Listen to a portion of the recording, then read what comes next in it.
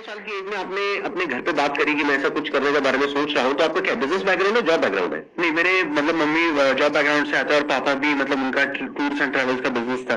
तो मैंने मतलब जब मैंने वेंचर की शुरुआत मैंने सोचा था कि ये चीज मुझे करनी है, तो अक्सर सी बात है कि हम लोग ने मतलब ऐसे यंग एज में ऐसा कुछ किया नहीं होता है कि वो लोग हमारे ऊपर इतना इसीलिए ट्रस्ट करे। तो एक विचार अच्छा था कि मैं ग्राउंड लेवल पे रिसर्च कर रहा था कि अभी तो मैंने प्रॉब्लम देखा कि 130 करोड़ लोगों को मेडिसिन जो है वो अफोर्डेबल रेट्स में चाहिए, बट वो पहुंचाऊंगा कैसे, कहां तक कैसे पहुंचाऊंगे? 130 करोड़ लोगों तक पहुंचना है तो करोड़ों की फंडिंग लगेगी और मेरे पास में तो पैसे ही नहीं थे, क्योंकि एक अकेला सिर्फ एक विचार था मेरे पास में।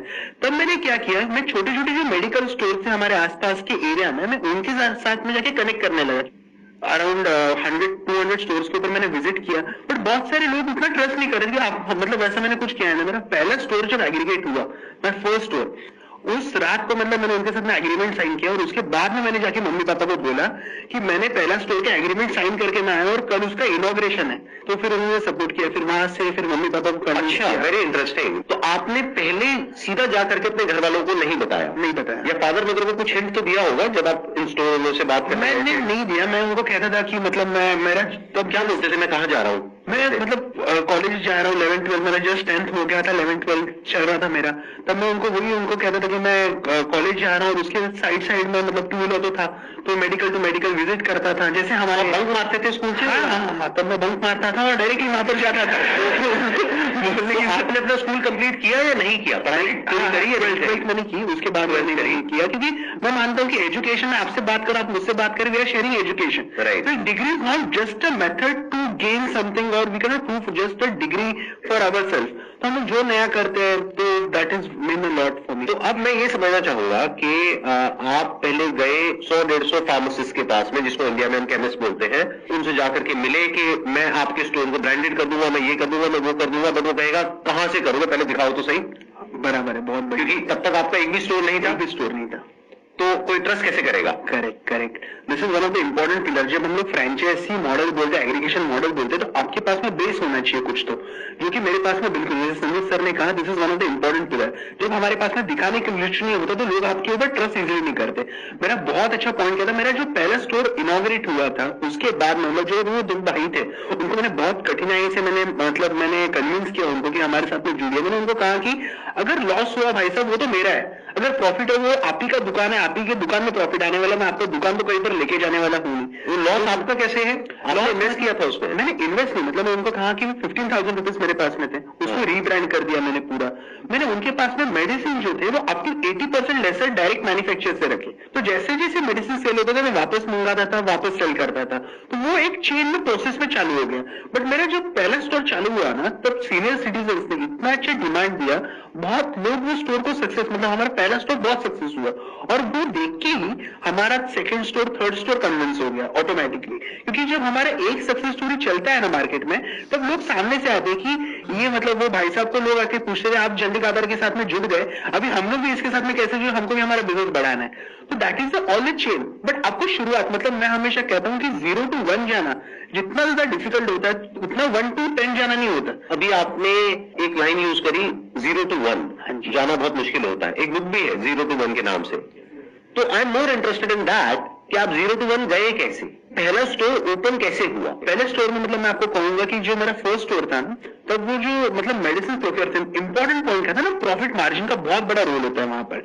आज की तारीख में जो हमारा छोटा दुकानदार होता है, मेरे लिए बहुत एक यूएसपी, मतलब मैं हमेशा उनके साथ बात करता था, तो यूएसपी क्या थी कि प्रॉफिट मार्जिन जो छोटा मेडिकल स्टोर वाला है, आज की तारीख में उनको सिर्फ 5 to 10% प्रॉफिट मार्जिन मिलता है जब वो एमएनसी कंपनीज के ब्रांडेड जेनेरिक मेडिसिन सेल करते हैं, क्योंकि उनको वो एमआरपी पे सेल करना होता है और वो डिस्ट्रीब्यूटर से उनको अगर 100 रुपीज की मेडिसिन है वो उनको 95 रुपीज 90 रुपीज में आते हैं। मैंने वहां पर क्या कर दिया, उनको जेनेरिक मेडिसिन में 40% का प्रॉफिट मार्जिन दिया, क्योंकि हम लोग के पास में मिडिल मैन तो कोई है नहीं, हमको डायरेक्टली मैन्युफैक्चर से प्रोडक्ट लाने और उनको देना है। तो वो जो मेडिसिन है वो 100 रुपीज का एमआरपी था, जिसके ऊपर उनको 95 में परचेस करना था, मैंने वो उनको दे दिया 20 रुपीज में, उनको 40 रुपीज ऐड करके देने 28 रुपीज में, तो उनको लो इन्वेस्टमेंट में हाई प्रॉफिट हो गया।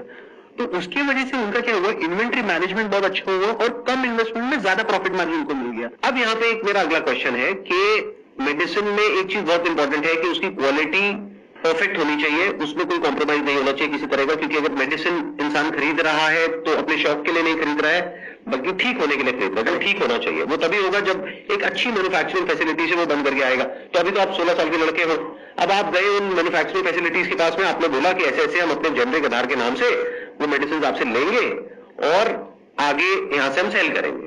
तो अब अगर मैं वो मैन्युफैक्चरिंग फैसिलिटी हूं तो मैं आपको उधार तो दूंगा नहीं। करेक्ट। ये आपने कैसे मैनेज किया? वहां से आपको 1-2 लाख रुपए की, 3 लाख रुपए की इन्वेंट्री तो चाहिए ना, तो वो कहां से आई? वो क्या, किसने पैसा इन्वेस्ट किया?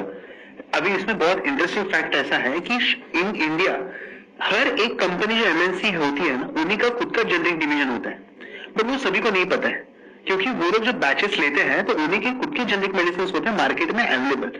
और जब हम लोग कंपनी को अप्रोच करते डायरेक्टली कि हमको जेनरिक, तब के समय में मैं सभी प्रोडक्ट के ऊपर जेनरिक आधार पर लोगो नहीं लगा सकता था, क्योंकि वो मुझे लाखों करोड़ों रुपए का खर्चा आ जाता था। तो मैंने क्या किया, वो मैन्युफैक्चरर डायरेक्टली अप्रोच किया कि आप मुझे आपके जेनरिक मेडिसिन दे दीजिए, बॉक्स के हिसाब से दे दीजिए। तो मुझे उन्होंने उनके लोकल जो स्टॉकिस्ट थे उनके साथ में कनेक्ट कर दिया। तो वहां से तो मुझे स्ट्रिप में, मतलब वो मुझे लगता है कि अराउंड 10-15,000 का तो मैंने पहले दिन मेरा इन्वेंट्री रखा था, जो कि पहले दिन में ही हो गया खत्म। और उसी से जो हमारा प्रॉफिट हुआ था, मैंने सेकंड डे का इन्वेंट्री खरीद लिया। एक एक करके चैलेंजेस को मीट करते हैं, because there are 4 P's of marketing: product, place, price and promotion, right? तो एक बात करते हैं प्रोडक्ट की। तो प्रोडक्ट में आपने क्या किया? खुद अपने जेब से पैसा इन्वेस्ट नहीं किया, अपने ब्रांड से नहीं निकाला, क्योंकि आपके पास में पैसे थे ही नहीं। तो आपने क्या किया? उन्हीं कंपनीज के जेनरिक प्रोडक्ट्स थे जिनको कंपनीज प्रमोट नहीं करती थी। क्यों? क्योंकि उसमें उनको मार्जिन नहीं मिलता था, राइट? Of course. ये हो गया प्रोडक्ट। अब आता है प्लेस। प्लेस में आपने क्या किया? आपने किसी तरीके से उन 2 भाइयों को कन्विंस कर दिया जो आपका पहला स्टोर था, और वो कन्विंस हो भी गए। तो इसका मतलब कि कितनी आपके अंदर एक, मैं क्या कहूंगा, कैसा जज्बा होगा या डिजायर होगा या कॉन्फिडेंस होगा या जोश होगा कि आप उनको कन्विंस कर पाए, तो वो आपने कन्विंस कर दिया। तो प्लेस आपको वहां पे मिल गई, मतलब जगह उनकी, बस ब्रांड। मेरे पास में कॉन्फिडेंस बहुत था, मतलब मैंने उनको, जो मैं कह रहा था ना, मैं उनको फैक्ट्स के साथ बात कर रहा था, क्योंकि ये चीज उनको पता थी, बट वो करने की हिम्मत नहीं थी उनमें। मैंने उनको वो हिम्मत दी, एक विचार दिया, मैंने उनको एक ड्रीम से विजन दिखाई कि देखो ये हो सकता है, ये पॉसिबिलिटी है। अब उसमें आपका और उनका रेवेन्यू शेयरिंग अरेंजमेंट क्या था? यानी कि जो भी मेडिसिन बिकेंगी, ये ब्रांडिंग होने के बाद में, आपका ब्रांड आने के बाद में, तो उसको कितना पैसा उनका, कितना? नहीं, मैंने उनके साथ में कुछ भी रेवेन्यू शेयरिंग नहीं किया। मैंने क्या किया कि मैं आपको खरीद के दूंगा और उसमें मेरा डायरेक्ट कट होगा, आपको जितना है, मतलब वो मिनिमम कट था। तो उसमें क्या था, फिर मैं उनके साथ में कभी भी प्रॉफिट शेयर करने के लिए बैठा नहीं। अगर मैं बैठ जाता ना, तो मुझे कभी जिंदगी में प्रॉफिट नहीं देते थे वो। That's again a good point. आप समझ रहे ना इन्होंने क्या किया? इन्होंने कहा आपको मुझे 1 रुपए भी नहीं देना, मेडिसिन मैं ला करके आपको दूंगा सस्ते में। मान लो 100 रुपए की आप बेच रहे हो, मैं आपको ला करके 20 रुपए में दूंगा, आप उसको 28 रुपए की बेचो। कस्टमर को फायदा, हाँ जी, आपको भी फायदा। और मुझे 15 रुपए में मिलती थी, और आपको 15 रुपए में मिल गई, इनको 5 रुपए मिल गया पीछे से। सिंपल हो गया ना बिजनेस मॉडल, यहाँ पर हमने क्रैक कर लिया। प्रोडक्ट, प्लेस, प्राइस भी हमारा क्रैक हो गया।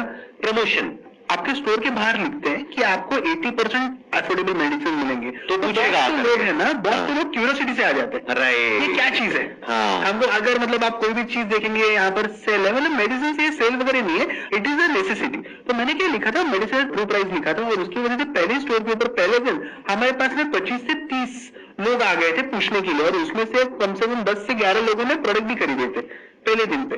तो उससे वो चीज हो गई। फिर मैं तो बाहर जाके मार्केटिंग तो करता था, और उससे फिर धीरे धीरे और लोग आने लगे। मैंने पहले, मेरा जो स्टोर था, तो मैंने हेल्थ कैंप्स लगाया वहां पर, फ्री हेल्थ चेकअप्स। उसके वजह से डायबिटीज होने दीजिए, किडनी होने दीजिए, 4-5 टेस्ट थे जो 1000 रुपए तक के थे, मैंने वो 100 कस्टमर्स को फ्री ऑफ कॉस्ट कर दिए।